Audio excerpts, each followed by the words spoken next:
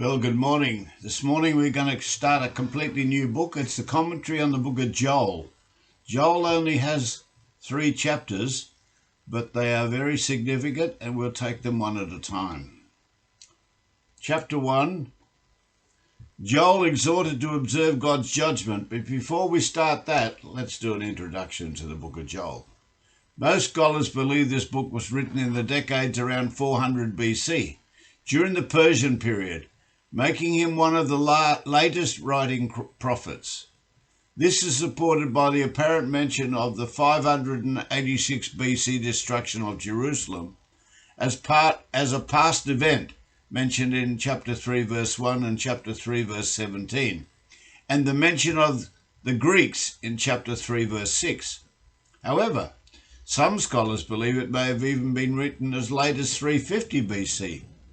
But there is no mention of the Babylonian capture and destruction of Jerusalem, nor the captives being taken to Babylon. But it is a very important book. The word of the Lord that came to Joel, the son of Pethuel. Hear this, you old men, and give ear, all you inhabitants of the land. Has this been your days, or even in the days of your fathers?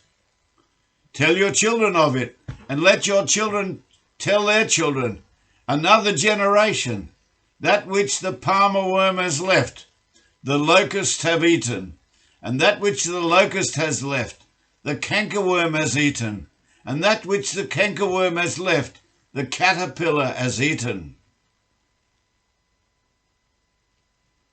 And all of these mentioned insects and creepy crawlies, they're still available in the world today. And in fact, 2 years ago, there was an awesome plague which started in Africa, went right across the Middle East, flew over the top of Israel into Pakistan. All of those locust plagues are recorded in history. We recognize some of these insect pests today.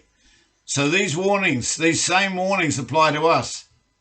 If God can use these pests to cause famine in the Old Testament against a rebellious nation, he can use them again in the New Testament to any nation that refuses to heed the warnings of his prophets.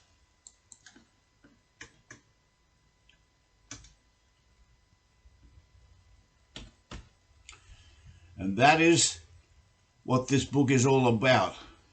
Awake, you drunkards, and weep and howl, all you drinkers of wine, because the new wine, for it is cut off from your mouth.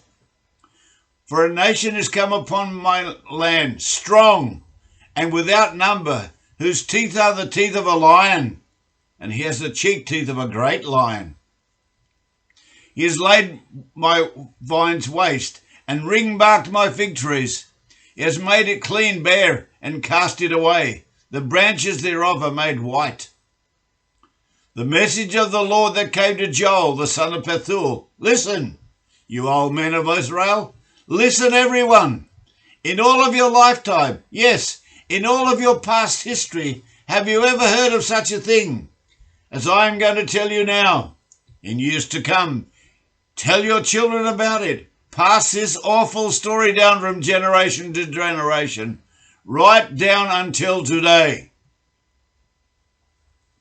After the cutter locust finishes eating your crops, the swarmer locust will take what is left. After them will come the hopper locust, and then the stripper locust too. Wake up and weep, all of you drunkards, for all of the grapes are ruined, and all of your wine is gone.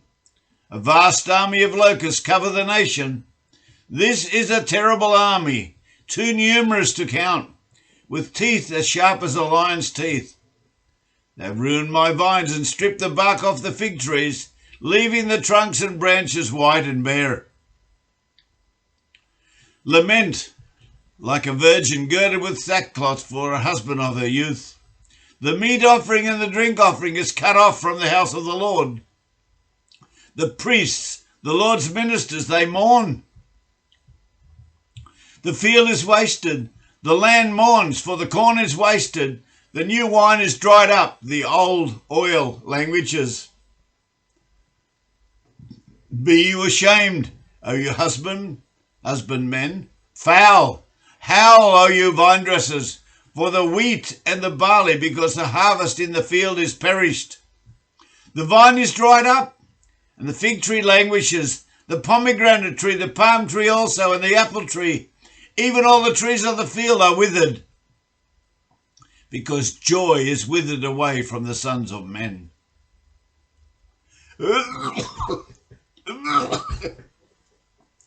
Gird yourself and lament, you priests. Howl, you ministers of the altar. Come, lie all night in sackcloth, you ministers of my God, for the meat offering and the drink offering is withholden from the house of your God. Weep with sorrow, as a virgin weeps for a fiancé who is dead. Gone are the offerings of grain and wine to bring to the whole temple of the Lord. The priests are starving. Hear the cry of these ministers of God. The fields are bare of crops. Sorrow and sadness is everywhere. The grapes, the grain, the oil, they're all gone. Well, may your farmers stand shocked, stricken and in despair. Well, may your vine dressers weep. Weep also for the wheat and the barley harvests, because there is none. They are all gone. The grapevines are dead. The fig trees are dying. The pomegranates wither. The apples shrivel on the trees and drop off to the ground. All joy and the farmers withered with them. O priests, robe yourselves in sackcloth and ashes.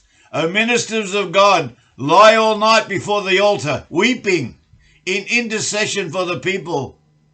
For there is no more offerings of grain and wine for you. And now we have two prophetic verses. Last days. Sanctify your fast for the Lord. The day of the Lord is at hand, and as a destruction from the Almighty shall it come. I'll read that again. Sanctify you a fast, for the day of the Lord is at hand. And as a destruction from the Almighty shall it come. Alas, for the day of the Lord, for the day of the Lord is at hand, and as a destruction from the Almighty shall it come. It is repeated in two verses. Is not the meat cut off from before your eyes? Yes, joy and gladness from the house of our God. The seed is rotten under their clods.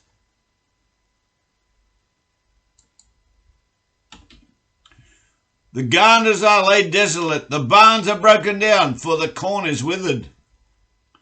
How do the beasts groan? The herds of cattle are perplexed, because they have no pasture. Yes, the flocks of sheep are made desolate. O Lord, to thee will I cry, for the fire has devoured the pastures of the wilderness, and the flames have burned up all of the trees of the field. The beasts of the field also cry out unto thee, for the rivers of water have all dried up, and the fires have devoured the pastures of the wilderness. Call a national fast. Call a solemn assembly. Gather the elders and all of the people into the temple of the Lord your God, and weep before him there. Alas, this terrible day of punishment, that is the day of the Lord, is on its way. Destruction from God Almighty is almost here. Our food will disappear from before our eyes. All joy and gladness will be ended in the temple of our God.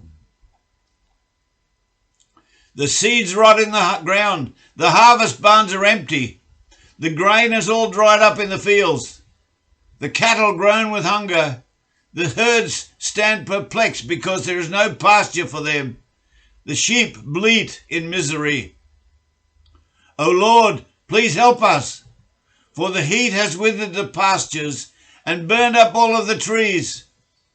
Even the wild animals cry out for your help, for there is no water for them. The creeks are dry and the pastures are scorched. This is written, say, at 400 BC. Now we jump forward 2,400 years to now. Read the prophecies of the 21 judgments in the book of Revelations, and you will see that this is what is coming to pass right now. We have famines across the world. That is just the beginning. We have droughts, we have floods, we have fires, bushfires scorching the earth. All of these things shall come to pass because God has written it so.